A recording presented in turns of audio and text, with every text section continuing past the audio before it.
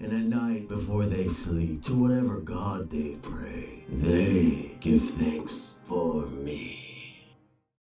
Welcome to Chips and Dip, where double dipping is always okay.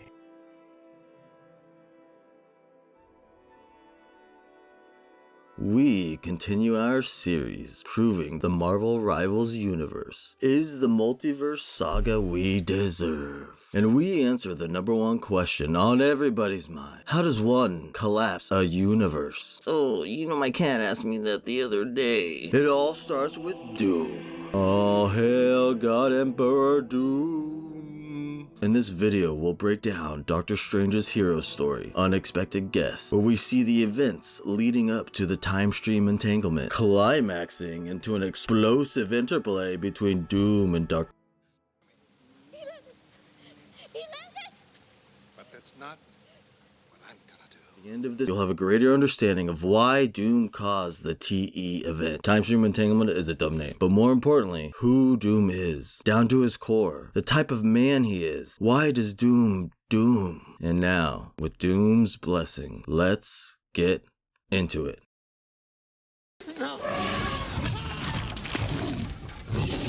We find ourselves within the quiet walls of the Sanctum Sanctorum, but there is an intruder. Someone has bypassed every single one of Doctor Strange's protection spells. Although Doctor Strange can sense this invading presence, he continues to sip tea, reading the dense tome in front of him, as if nothing was amiss. For only one would dare such a thing, and not immediately assault Strange with a barrage of mystic attacks. Dr. Victor Von Doom, monarch of Latveria, revered as a god, known for wielding the powers of magic and science, of fusion, a mastery of both, like no other being could. His rivals are scarce, and his equals are none. Doom comes as a friend, an ally in need. Doom says, Everything is wrong, Stephen, and for far too long.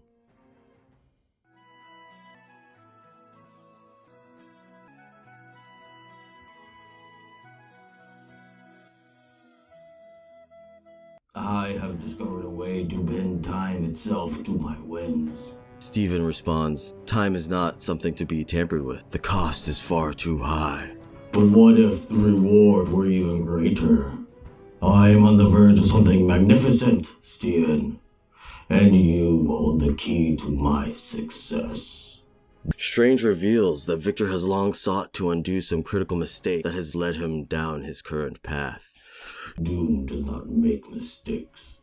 However, certain steps along my journey, if retread, lead to possibilities currently beyond my grasp.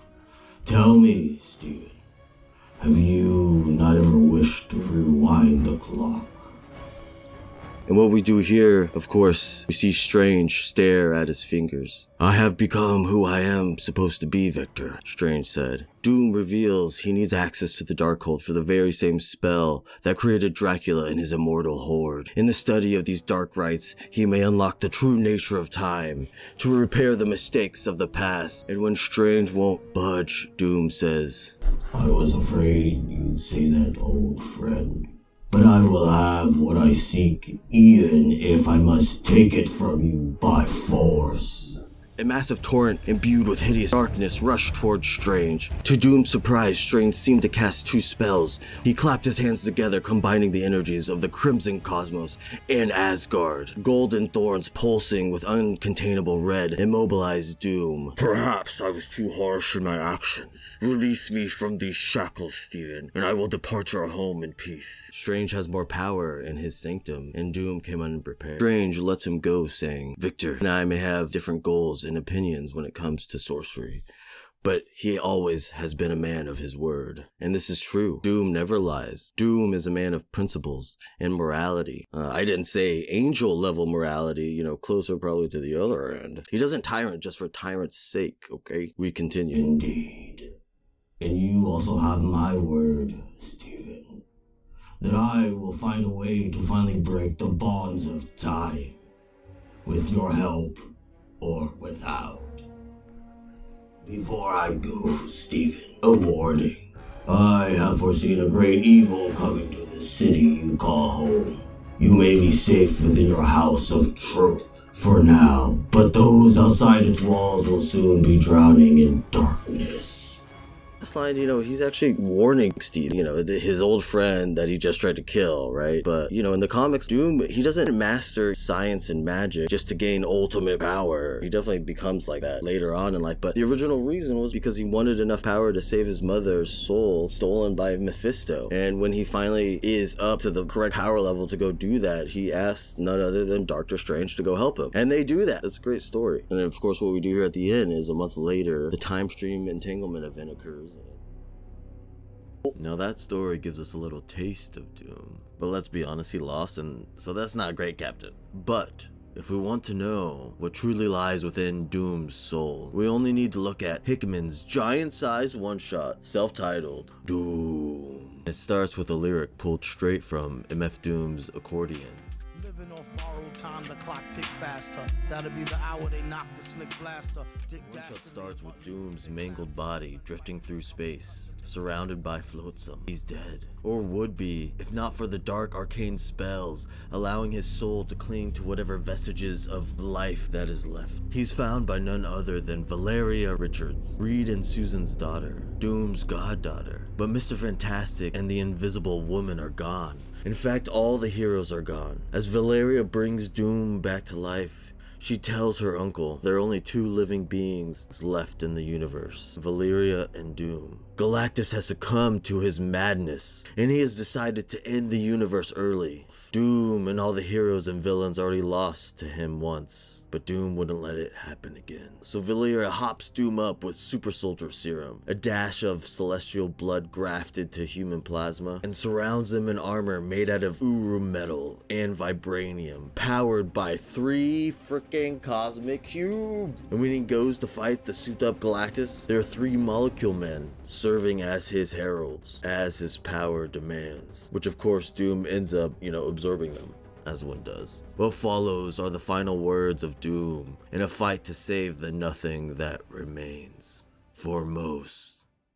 Also, I'm not doing like the Helmut-y voice, because this is happening inside his head. Everything ends in regret, and such regret often leads to particular questions. How did it come to this? Where did things go wrong? Could it have been prevented? And most of all, how did we not see it coming? Some argue that the right person at the right time could have prevented what happened. I know the folly of this thinking. When the end comes, there will always be desperate cries of what if. As a tyrant, as a despot, as a ruler of men, I heard all the questions the damned do surely ask, because they think that civilization could have been saved, the empire of man could have been maintained, but they do not understand the nature of the universe, the infinite finite, the endless end. They pray for a miracle, and why wouldn't they? I've performed no small number of them, but they are praying for someone to hold up something that is already collapsing around them. A god came to Earth and judged it. Galactus judged the Earth and every other planet that exists. He found that we were not worth saving. Still they pray, someone save us. But one cannot save what is already lost. So I beg you, take a moment and think about all the things that are gone. But more than that, what we still have to lose. Valeria sacrifices herself, allowing Doom to have a chance at success. She's in a Star Trek Spock situation, because one day, sure enough, that too will be taken from you. Then you will look back on the moments you lived, judging yourself on whether or not you did so accurately. And we all know it in our bones this day will come. Life ends for all of us, so accept it. With held head high, refusing to be judged by what gods remain in the universe, and unscarred by whatever sins lie in your past. When all that remains is one final moment of defiance, embrace Doom and laugh in its face. He sacrifices himself for the universe as a hero would. You're not the guy to make the sacrifice play, to lay down on a wire. Doom believes all there is regret. To endure it, he is fueled by regret, incapable of letting go. His scarred face is a self-inflicted manifestation of all that shame and guilt. It's what drives him to greatness. And haven't we all been there? But how far can that take him? Doom believes he's the only man capable of ruling the world. And like the philosopher kings of good old Plato's Republic, he enforces wise, strict rule in complete service for the greater good and the betterment of society as a whole. Ultimate power is just a perk. And that strict rule being, of course, go to jail. Make an appointment with the dentist and you don't show up, believe it or not, jail. We have the best patients in the world. Because of jail. But this has actually happened a few times in the comics. Doom takes over the world and the world prospers. Here's what Doom has to say about his rule. Measure my crimes against mankind itself, and I am a saint. Through me, mankind becomes united. Cures for all diseases are found. Global conflicts end. Hunger is abolished. Education is universal, and no one goes without in Doom's world. In that world, there are laws. To break even the slightest of these is to suffer immediate and terminal punishment. After a while, no one would dare lay hands on the innocent, or commit a crime of hate, or steal bread from the table of another. Right to jail, right away. And yet, there have been times when Doom willingly gives up this power, realizing he wasn't it, fam. A world without freedom becomes hollow in the end. Of course, other times it ends in all-out war with Doom, because Doom was right. That's what makes Doom interesting. He's a man who knows himself absolutely. Really quick, this is wild. Okay, Doom's most cold-blooded moment. Cold-blooded! Doom comes face to face with a variant of himself in an alternate reality. The Victor Von Doom in this reality went full-blown, altruistic, super philanthropist, mega hero with his power and intellect causing galaxy-wide world peace. Galaxy world, never mind. He tries to convince our Doom to do the same. And what does Doom do? Well, Doom does his duty as Doom. Okay, just check this out. He takes the ultimate nullifier sitting on the shelf, because comic books, and ctrl-alt-deletes that entire universe. And really the real reason why Victor of this universe just has a bunch of like cosmic level super weapons sitting in his Doom office, you know, part of that galaxy-wide peace I mentioned earlier, well, that includes dividing up all the super weapons, you know, nuclear deterrent style, because that works. Well, it has. As of now. Now that's how you collapse a universe. What's it like truly under the rule of Doom? How do his subjects in Latveria feel about Doom? Are they oppressed? Are they crying to be saved by the Avengers? Check out what he says to Namor when he asks the same question. You think that if every man and woman and child in my country didn't want to take this food from my table, they couldn't tell me? Which do you think is closer to the truth? That they look up at Castle Doom and believe its walls are beyond being torn down? Or that they would lay down their very lives to see them stand for all time? I love my people. I do. But they are my people. I keep them safe from harm. I give them a better life. And at night, before they sleep, to whatever god they pray, they give thanks for me.